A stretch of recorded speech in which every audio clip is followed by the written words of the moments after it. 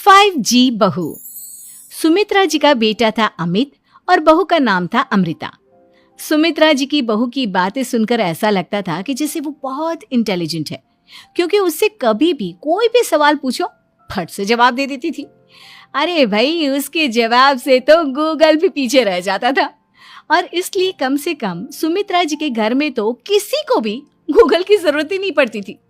जब भी घर में कोई बात चलती, कोई कुछ भी कहता, तो अमृता फट से कह देती, ये तो मेरे साथ भी हुआ था, मुझे इसके बारे में सब मालूम है। एक दिन सुमित्रा जी अमित और अपनी बहू अमृता के साथ अमित के बुआ जी, फूफा जी यानी कि मुकेश और उर्मिला जी के यहाँ पर मिलने के लिए गए। अरे बहुत अच्छा किया अमित बेटा, इतने दिनों के बाद आए हो तुम। हाँ सुमित्रा भाभी, कभी तो आ जाया करिए अपने बच्चों को लेकर। आपकी बहू के आने से तो हमारे घर में भी रौनक आ गई है। वो क्या है ना, अमित ऑफिस के काम में बहुत बिजी रहता है, इसलिए उसे तो वक्त ही नहीं मिल पाता। अच्छा, लगता है नौकरी काफी मुश्किल है अमित की। अरे नहीं फूफा जी, ऐसी कोई बात नहीं है। आप तो जानते हैं ना प्राइवेट जॉब में कितना काम होता है। अरे कोई समझे ना समझे, मुझे तो पता है प्राइवेट नौकरी में इतना काम करना पड़ता है कि इंसान की आफत आ जाती है। लेकिन बेटा, तुमने तो कभी जॉब की ही नहीं, तुम्हें कैसे पता? अरे जॉब नहीं की तो क्या हुआ मम्मी जी, सब जानती हूँ मैं। सबसे पहले ऑफिस में जाओ, वहां पर अपनी एंट्री डालो, उसके बाद दिन भर सिस्टम पर बैठकर काम करो। चारों तरफ कैमरे लगे होते हैं, आप अपनी नजर इधर की उधर नहीं कर सकते। उसके बाद दिन भर बॉस की चिक चिक सुनो, वो अलग से। यही सब होता है, मुझे ना सब पता है। अरे बहू रानी तो काफी इंटेलिजेंट है, हर बात की खबर है इसको। थोड़ी देर बाद, अब देखिए सुमित्रा भाभी, इतने दिनों के बाद आई हैं आप, खाना खाकर ही जाना, ऐसे तो मैं आपको जाने नहीं दूंगी। वैसे बुआ जी, खाने में क्या बनाया है? वो क्या है ना बेटा, आज तुम्हारी बुआ जी की तबीयत थोड़ी ठीक नहीं थी, इसलिए हमने सोचा कि जब तुम लोग यहाँ आ जाओगे तो बाहर से खाना मंगवा लेंगे और साथ में बैठकर खाएंगे। लेकिन बस प्रॉब्लम इतनी सी है कि मुझे बाहर से खाना ऑर्डर करना नहीं आता। सोचा जब अमित आएगा तो उसी को बोल दूंगी। अरे मुझे आता है ना, मैं कर देती हूँ ऑर्डर।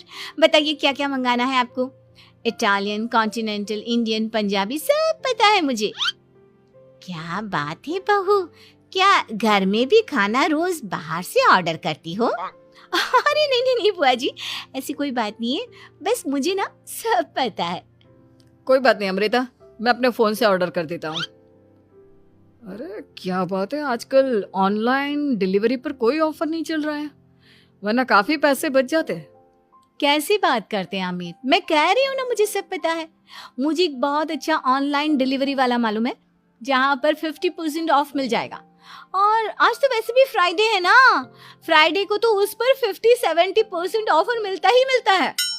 अरे क्या बात है, इसके बारे में तो मुझे पता ही नहीं था। अरे बेटा, जिस चीज के बारे में किसी को पता नहीं होता, हमारी बहू को पता होता है। एक काम कर, तू उसी को ऑर्डर करने दे। क्या बात है अमृता बेटा, तुम तो बहुत इंटेलिजेंट हो, सब कुछ जानती हो। कुछ दिनों के बाद सुमित्रा जी की कुछ सहेलियां उनसे मिलने के लिए आती हैं। अरे सुमित्रा बहन कैसी हो, बहू कैसी है तुम्हारी? अरे पूछिए मत, बहुत इंटेलिजेंट है मेरी बहू, सब कुछ जानती है। क्या बात है, बहू के आने के बाद तो औरतें दुखी हो जाती है, लेकिन तुम तो बहुत खुश लग रही हो। वो क्या है ना, मेरी बहू है ही इतनी अच्छी। अरे तो बुलाओ ना, हमारे साथ बैठेगी, बातें करेंगी तो हमें भी अच्छा लगेगा। सुमित्रा जी अमृता को बाहर बुलाती हैं और उसके बाद सब लोग बातें करने लगते हैं। क्या बताऊं, कुछ दिनों से घुटनों में इतना दर्द हो रहा है कि चला भी नहीं जाता। अब बुढ़ापे में तो ये सब चलता ही रहता है, क्या कर सकते हैं। आंटी जी, आप योगा करिए, योगा और साथ में ना काले तिल खाया करिए, आपके घुटनों का दर्द भाग जाएगा। लेकिन तुमको ये सब कैसे पता बेटा? अरे मेरे भी घुटनों में दर्द होने लगा था, मैंने योगा किया और काले तिल के साथ गुड़ मिलाकर उनके लड्डू बनाकर खाए, एकदम ठीक हो गए हैं मेरे पैर। अमृता, ये तुम क्या कह रही हो, इतनी कम उम्र में तुम्हारे